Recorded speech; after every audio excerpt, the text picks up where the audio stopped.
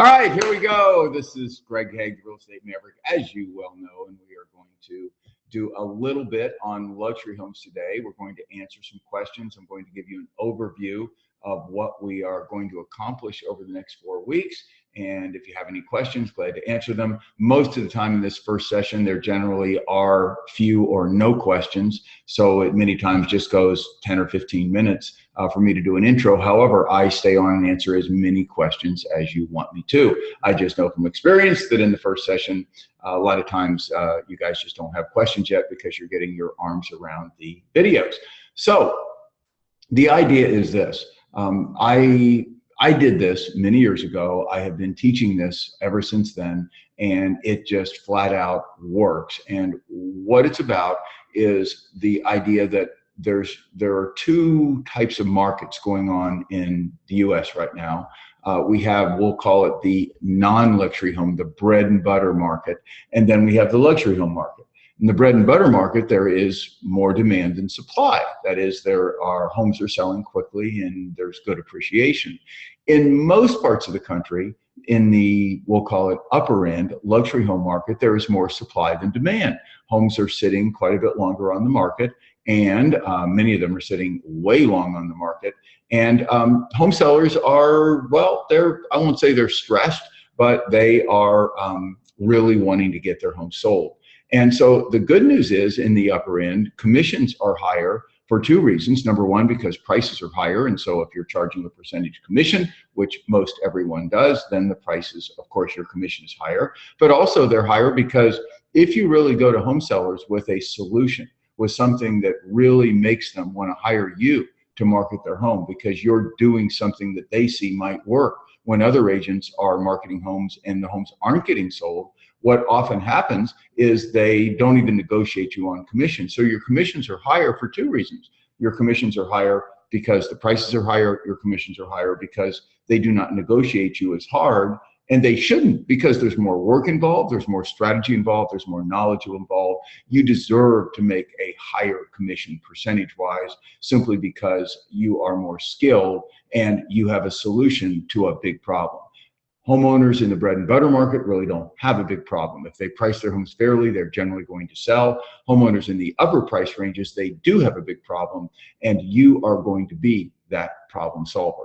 And that is really the cornerstone of what this course is all about, for you to become the solution to a problem that other agents are not solving. And I want to say that again, for you to become the solution, to a problem that other agents are not solving. That's what this course is all about. So there are basically three components to the course. Component one is your messaging, your marketing. What are you going to get in front of home sellers in order to get them to call you so that you can get in for the listing appointment? Component two is, once you're in on the listing appointment, how do you ensure that you get that listing over, let's say, more recognized agents who have more experience in the luxury market? And then number three, and this is where the rubber meets the road, presuming you do get the call and you do get the listing, how do you get those homes sold? And so if you'll be looking at actually 4 videos. Though the first video talks about marketing the homes and previews the materials that we have available for you, which I think you're going to love.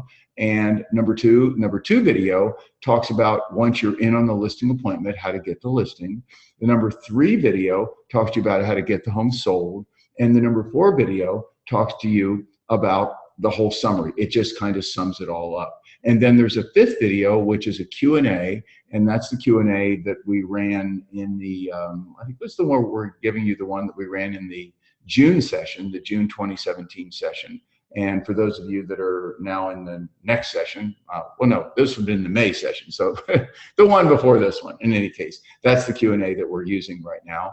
And so that one actually has a lot of Q&A in it. So there is really, it's all right there. Everything you need is in those 5 videos. And so I'm just going to run through kind of an overview of it. And then if you have any questions, you can ask them. Most of the time what I find, and this was true in the last course, is that the questions in the last session They went, if you look at that video, 45 minutes to an hour, maybe longer. It was a lot of questions.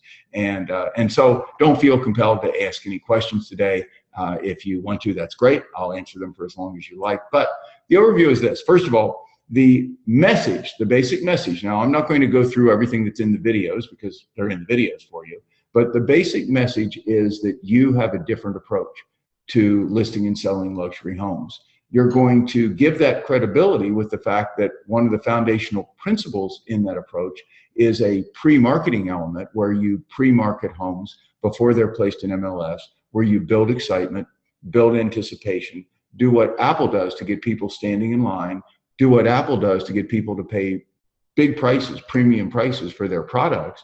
And this whole thing, people can see this, get their arms around it. And the real credibility aspect to it is that this concept, I developed this concept in the form of a 29-day home launch formula. You'll be using something a bit, you can do whatever you want, but I recommend a bit more enhanced than that for the luxury home segment, but that's featured in Forbes. So that you can say that this basic process that you're implementing is one that was featured in Forbes. Now, it was featured in Forbes, about me, and they interviewed me in that, but that won't matter. You can say this concept. I learned it. I'm licensed. I've got an exclusive license, a luxury home designation, and you do receive that designation in a written certificate that we mail to you. A luxury home expert designation at the end of the course. But you can say that you are certified in this process that was featured, that's so good, it was featured in Forbes. So a lot of credibility there in your marketing. We have developed marketing materials that you can use and have customized to you, your name, your info, your brand. They have an image that is amazing, an image that we have copyrighted, luxury homes, a different approach. If you've seen the videos, you've already seen that. We preview those in the first video. And then we have an array of different materials, from EDDM cards to a personal note that we've already written for you, what to send to homeowners in a geographic area, to quarter-page ads, half-page ads, all the things you'd need to get this message across based on whatever your budget is. The other thing about the marketing aspect, which is what I'm going to just kind of sum up today, is that you can do this on any budget. You generally want to figure maybe about whatever your budget is a month. You want to figure maybe $1 to $1.25, say $1 to $1.50 per home. Depending on which type of marketing you want to do to them, through the community newspapers, through the personal first-class mailers, through EDDM cards, etc. So it could be as low as actually a little under $1. It could be as high as $1.50, depending on what you're doing and how large your market is. But let's use $1.25 as an example. I use $1 as an example, I believe, in the video. Well, let's just use $1 as an example. That might be, depending on what you do, that's certainly reasonable. So if you say to yourself, my budget is $500 a month, to start getting into the luxury home strata, then you should pick an area of about 500 homes. There's the bottom line. That's just the guideline. And then what you should expect, I'm going to let you know that if 6% of those homes sell each year, 6% of 500 is 30 homes a year, you should expect that after 90 days of marketing, you'll get calls on 20% of those. That is quantitatively what you should expect. So you can just put a pencil to that, and you can figure out what that would all result in. That's what typically is happening with this course. So you have to wait 90 days. The marketing has to take. You have to hit your market 4, 5, 6 times during the 90 days.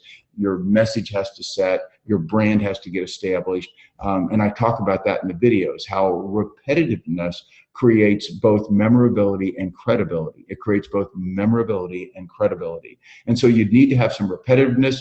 But after that 90 days, if, for example, there are, 30 homes being listed, so that's 2 to 3 homes a month, you should probably get a couple of calls every couple of months, maybe as much as 1 call a month or 1 call every month and a half. That would be about 20%. That's pretty good. That means over the next year, you might get 20% of 30 would be 6 calls. So you'd get 6 listing calls on a budget of $500 a month, which means on a budget of $6,000, you're getting into 6 listing appointments. And with the presentation I'm going to give you, you should get most of those listings. And so the ROI, the return on investment here, is phenomenal. It's absolutely phenomenal. essentially just look at it in that particular case, like your, if your commission on the list side, let's say you're taking these even at 5%, not 6%, and I think you can take them at 6%.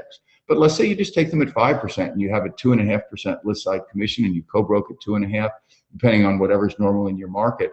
Even that, if you're listing a home, and let's take a lower price range home, a lower price range luxury home, let's say it's $800,000, not even $1 million. 2.5% of $800,000 is what, like 20 grand.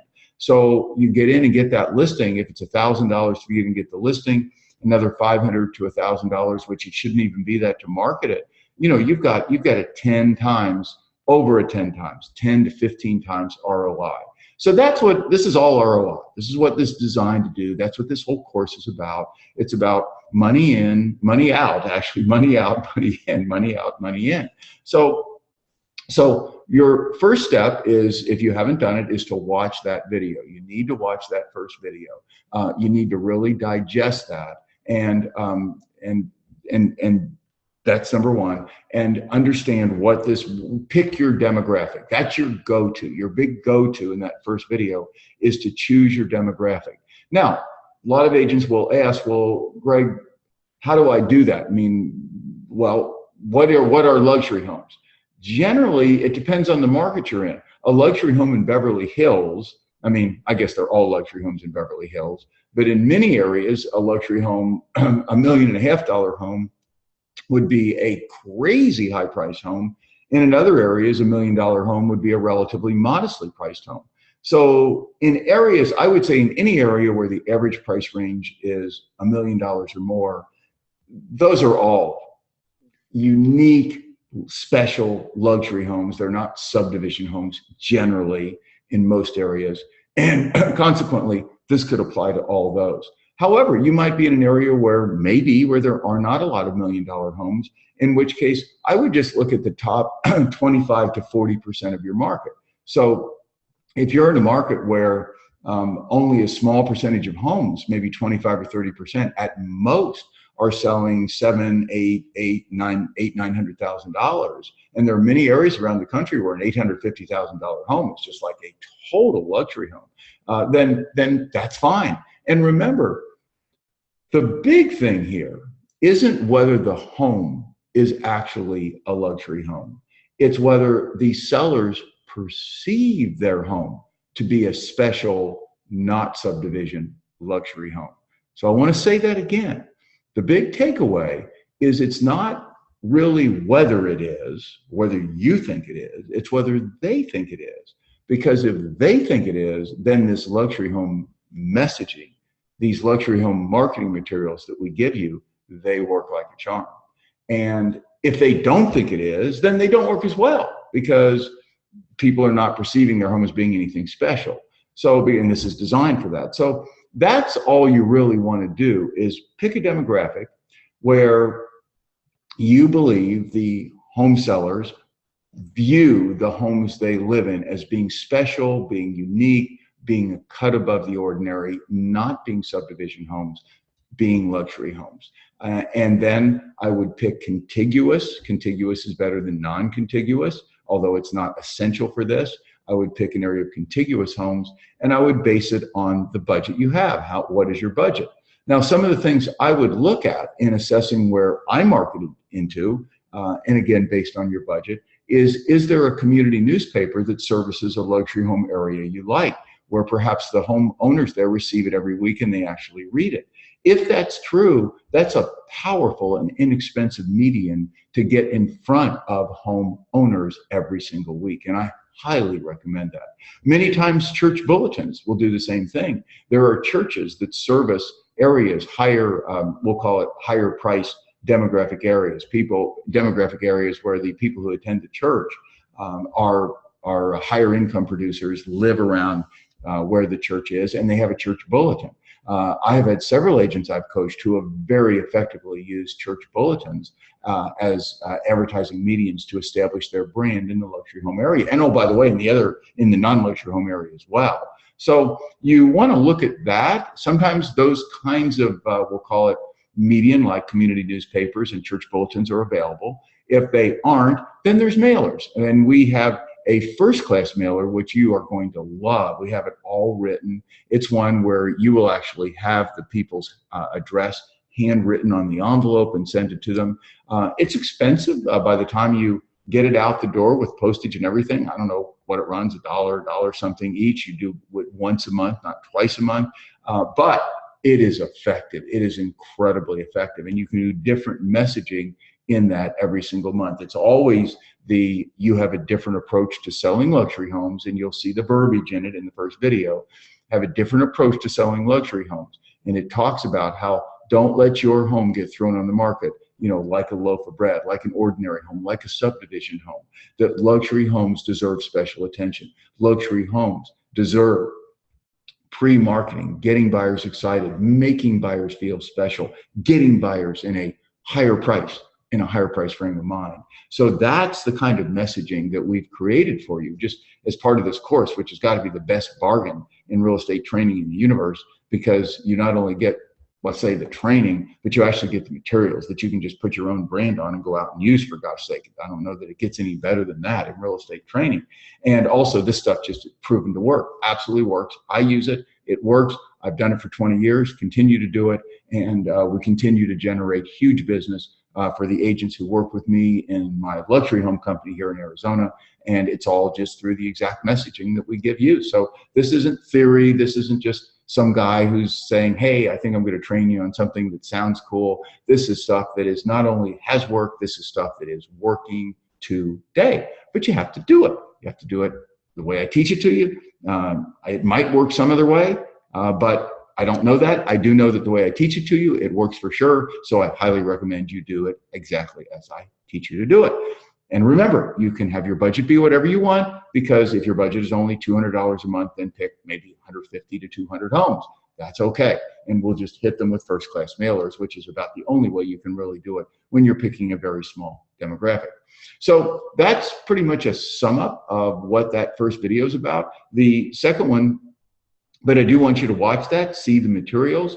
Also, I don't know if we've sent you yet a link. If we've not, we will, and Jen is listening in here. We can send you a link to where you can go in actually to the Google Drive folder, and you can see the materials. You can download the materials.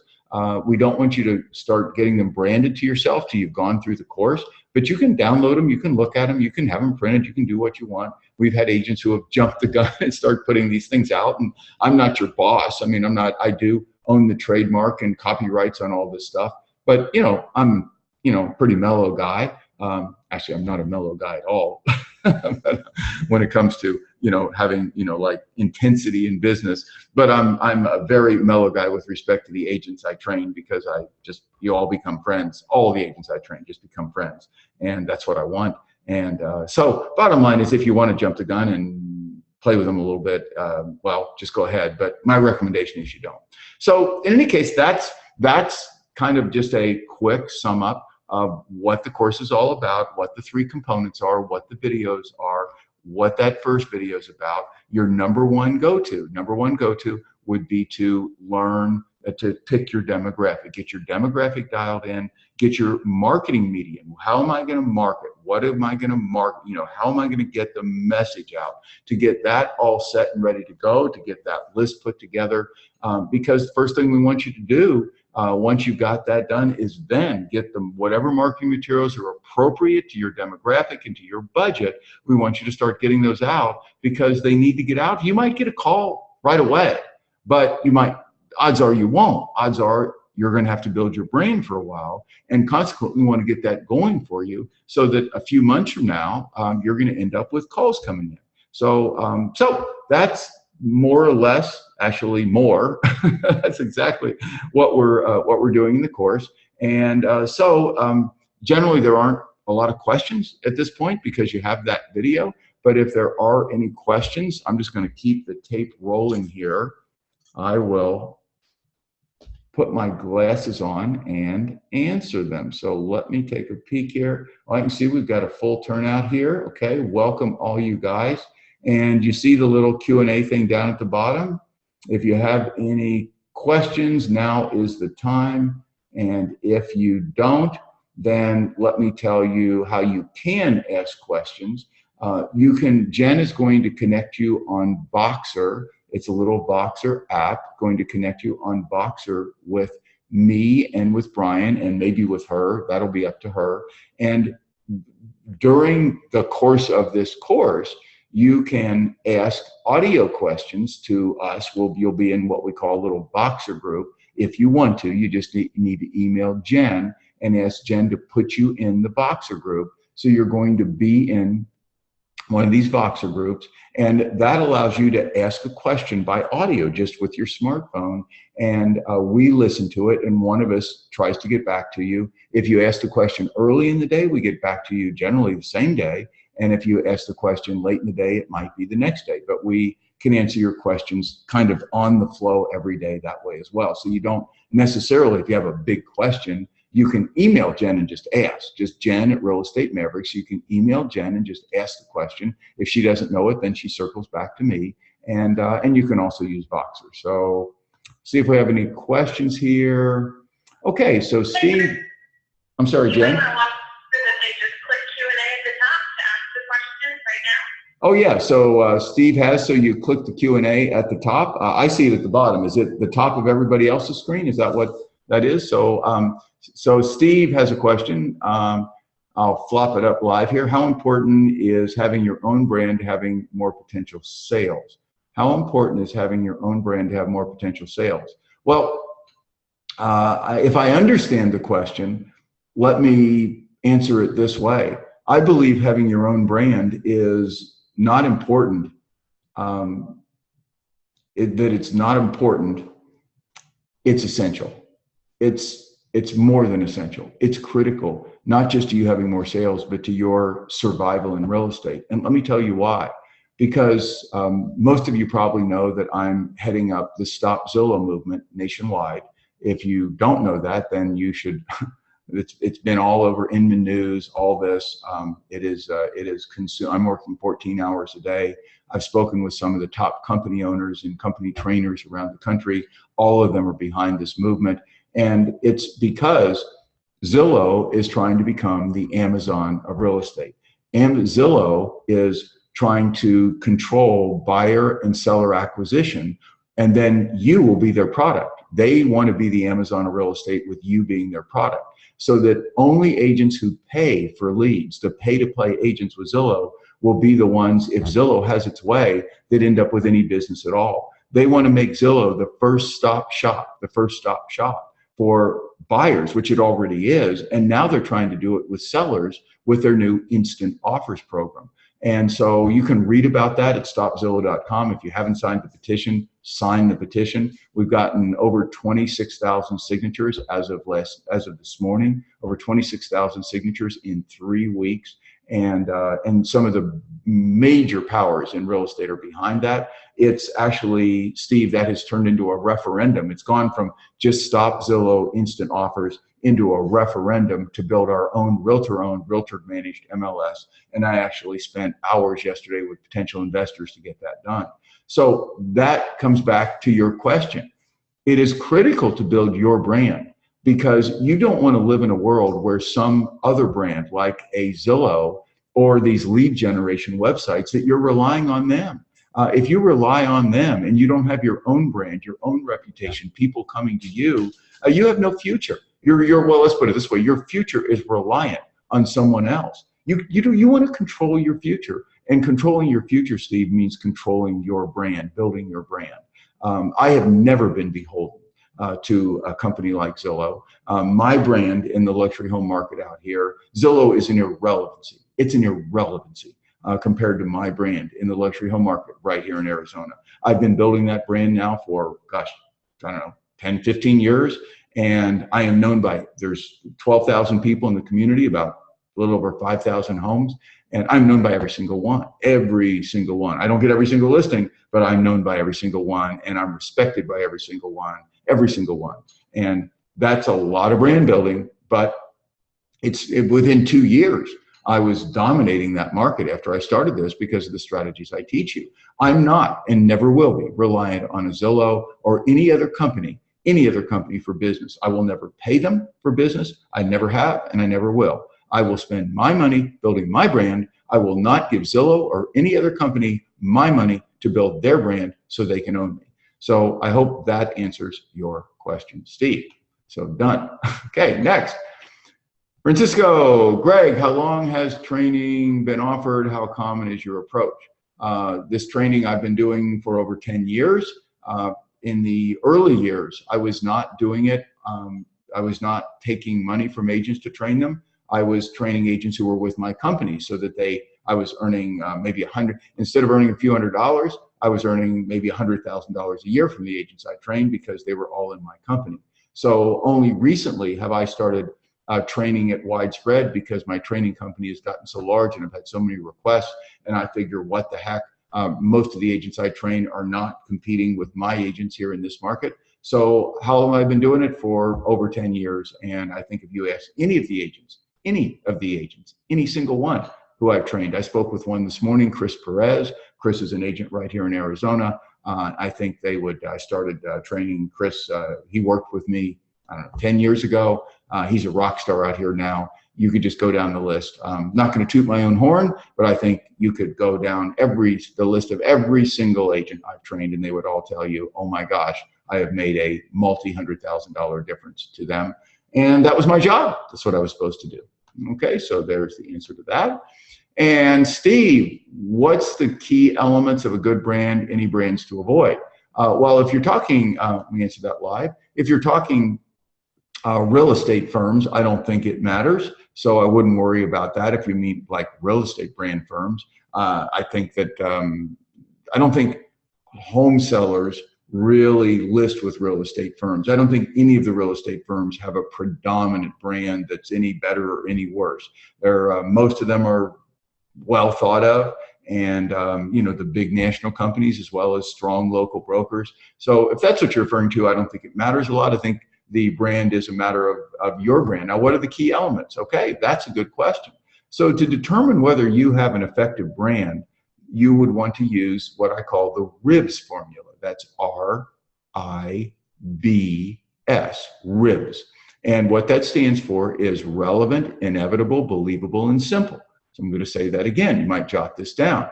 Relevant, inevitable, believable, and simple. And those are the hallmark principles of having a good and effective brand. So let me explain a little more. And I believe it is explained in one of the videos, but I'll do it now since you asked. Relevant means that your brand is relevant to your target market, to your demographic. Relevancy is a matter of whether you represent a solution to a problem they have. You represent a path to a better life. You represent a path to more money. That somehow you're relevant to something that they either know they need or that they don't know they need, and you educate them as to that need. So let's start there. That's R. It's got to be relevant to your demographic. A need that they know they have, a problem they know they have, or a need or problem that they don't even realize they have, but you let them know they have. Okay? That's the R. The inevitable is that you have to present your brand, your solution to their problem. You have to present that in such a way that it seems that they say to themselves, wow, that's so good, it's inevitable that everyone will be doing it.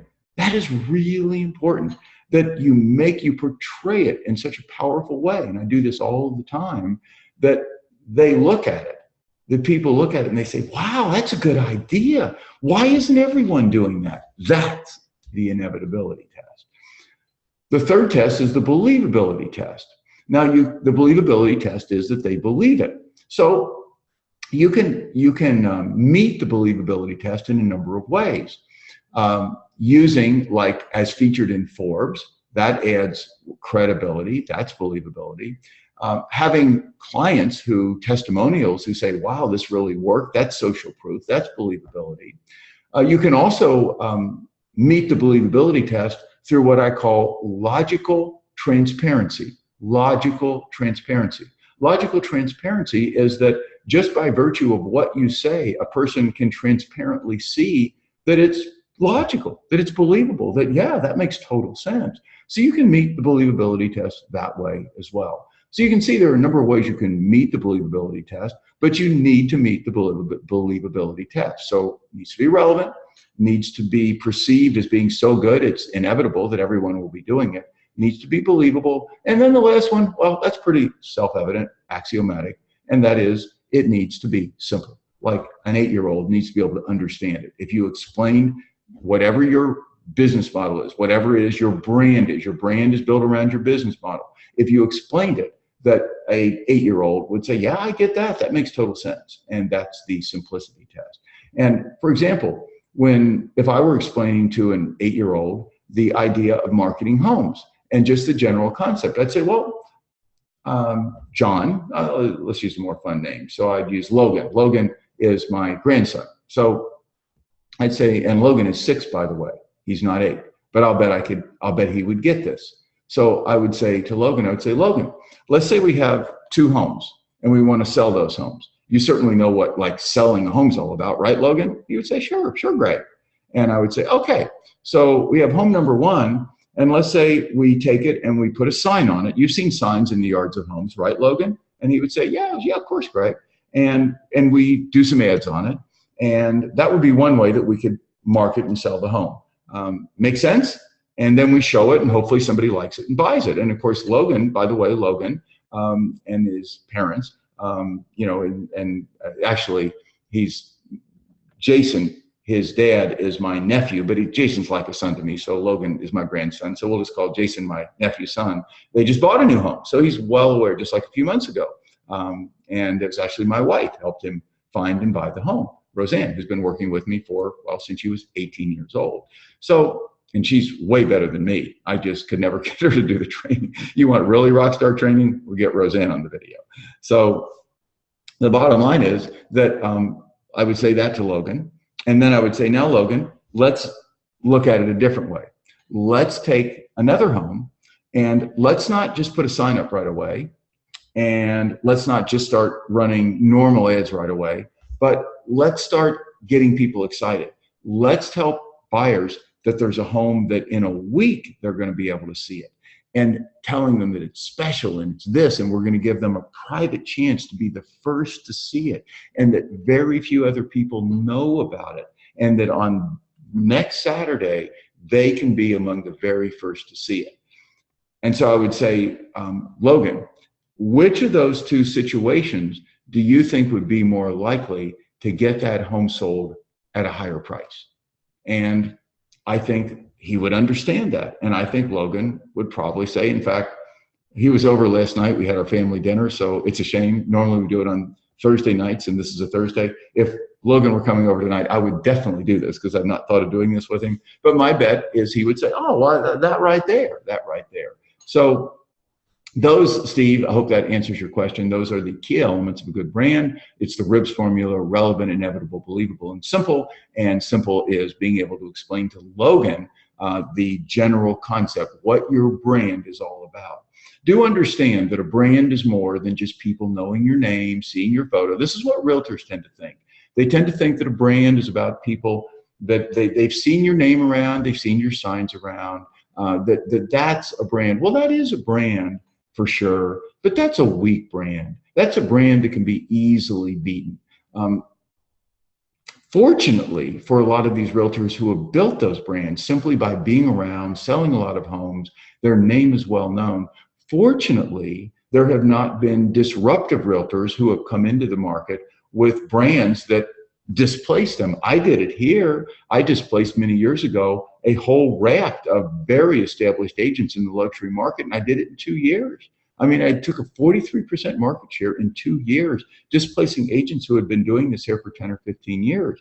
I did it through the strategies that I'm teaching you. So I won't say that a brand can't be built the long, slow way, simply by selling a lot of homes, getting your name out, having people see you over and over, the thing that most realtors do.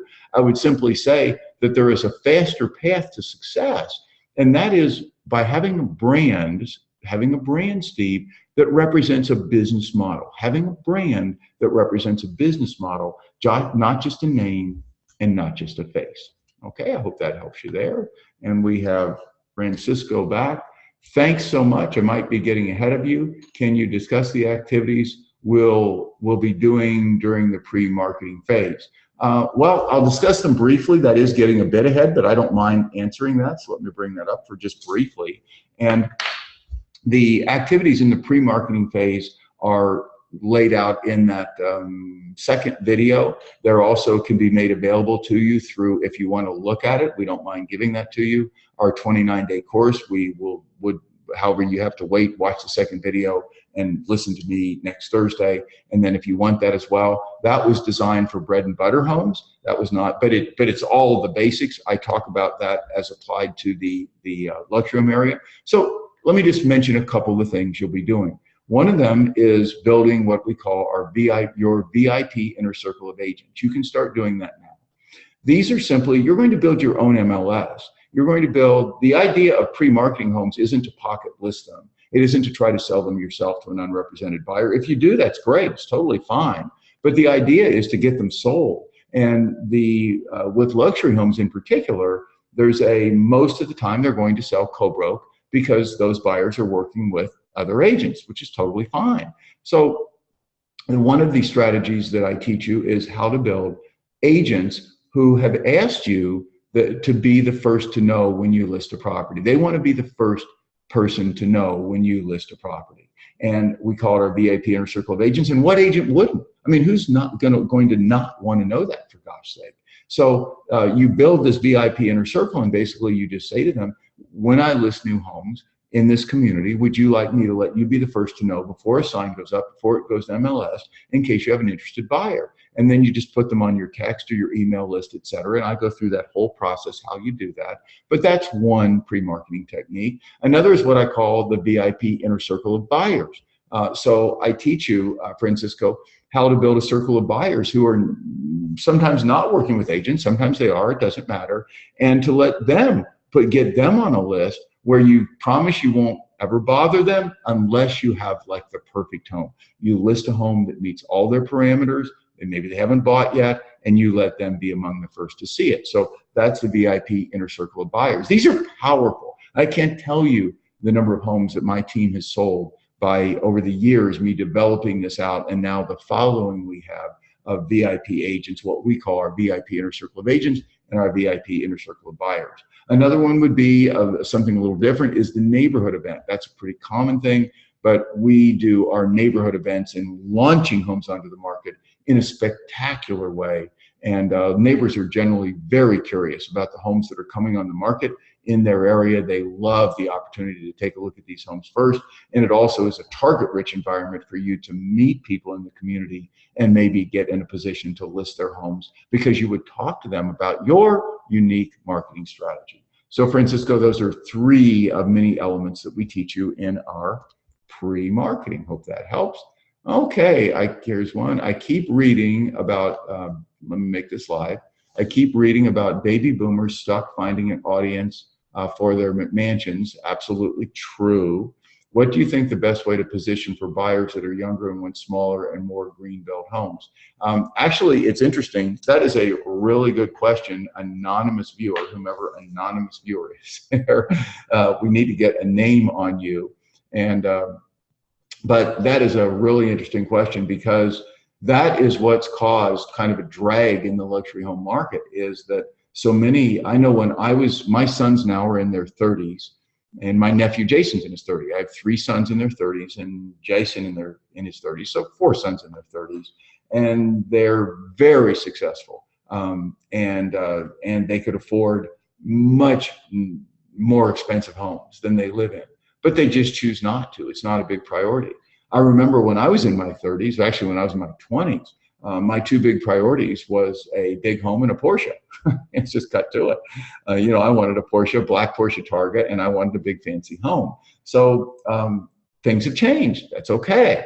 And so that is what's caused there to be not as much demand in the luxury market. You have the combination of a lot of older people that are wanting to downsize, as we have the graying of the baby boomers. And then you have the younger generations who are not as excited about buying big, expensive homes that have big utility bills and yards to maintain. So that's the problem. What is the solution? Truth is, I'm not sure. I'm not sure what that solution is. I know that changing the mindset of the younger generations, of the people who are more interested in the greener, smaller homes, not the McMansions, that's above my pay grade. I don't know how to do that. And I haven't even tried that with my sons. I see no reason to try that. I actually applaud their vision of using money more for experiences than for utility bills and yard maintenance, and to buy an expensive home. However, I don't criticize the fact that that was a big deal and very important to me. That was just what was important to me. But I'm certainly not going to criticize the fact that younger people have different priorities today. So the answer is, I don't know the answer. So I'm sorry, anonymous viewer, really don't know the answer. I do know that our job is to sell those McMansions, and the way to sell those McMansions is to take the buyers we do have and to make our homes stand out, make our homes the ones that they buy as opposed to other homes. So I wish I could give you a better answer, but that's the best answer I have. Okay, and we have Pat. Okay, Pat, let's see. Do I understand correctly that pre-marketing is not the same as coming soon on MLS? And that is a good question. Pre-marketing is similar to coming soon on MLS. The coming soon on MLS, now the MLSs around the country vary in terms of what this coming soon looks like. Generally, with most of them, you put a home in, and for a certain period of time, it is hidden, it's coming soon, and you put a coming soon sign on it, that type of thing. And the MLSs vary in terms of what that means, but in most of the ones that I'm aware of, it's not, well, actually made public on MLS till the coming soon period is over. But so, yeah, it's the same thing. The negative to the coming soon is that you're locked into a certain, with most MLSs, you're locked into a certain time frame and a certain protocol, and once you've submitted it. Also, some MLSs actually start tracking days on the market from the time you put it in as coming soon, as opposed to the time it goes public. Some don't, some are the other way. Either way, what I do like about it is that it is an upgrade to not having that available. It's better than not. What I don't like about it is that you lose flexibility. In my view, it is much more powerful simply to hold the home out of MLS. Virtually every MLS allows that. There are only a few that do not, like the Seattle MLS is nuts. I've told them they're nuts. I actually contributed an article to one of the Seattle newspapers. They won't allow agents to list homes and not immediately put them in MLS, even if the seller so directs. It is nuts. I mean, it's like the Gestapo up there. It truly is. This is by the way, a broker-owned MLS. It's a private enterprise designed to make money. And I mean, they run it like a prison, if you ask me. And you can send this video to them. So it's, I recommend just having the sellers sign off, allowing you, Pat, to go through your pre-marketing process and then look at the coming soon protocol in your MLS. And if you feel at some point, if you haven't gotten the home sold during your pre-marketing, that if then putting in an MLS as part of a coming soon process they have, if you feel that would be advantageous to your home sellers, then by all means do it. I would just not recommend you just blithely say to yourself, well, okay, coming soon, that's the same as pre-marketing, I'll just do that. Because in most cases, it is not. Okay, and we have another question here. God, isn't it just like, don't you just hate it when you have to put your reading glasses on to read a question? But guess what, guys? I may be older than most of you. I'm probably older than all of you. But you just get me on an elliptical, get me on a treadmill. You want to go take a hike with me? You want to see, you want to see if you can work longer hours, get up earlier, work out harder, just go for it. I'm an old guy with a young mind and a young body, and I'm working my butt off to keep it that way. Okay, so glasses are on, but the vision is something that all the working out won't do anything about. What are the other ways of pre-marketing your property when you don't have a VIP inner circle of agents established? Sergio, you're going to have to wait and watch the video. I have all that in video. So after you've watched the second video, let me just respectfully ask you to do that, because really I could spend a half an hour and go through what is already on the video for you, and that really just isn't productive. That's why it's on the video. But there are a number of other ways to do it, and you will see that if you want access to our 29-day home launch formula, the 29-day course, we can give you access to that. But first you need to watch the video just to get your arms around it. So I don't mean to put you off. It's just this is a Q&A. This is a Q&A, and that's kind of a course. So I hope that answers your question. I mean, I could go through thing after thing after thing that we do, you would see that there's been a lot of work and a lot of thought and a lot of years put into developing these various pre-marketing techniques.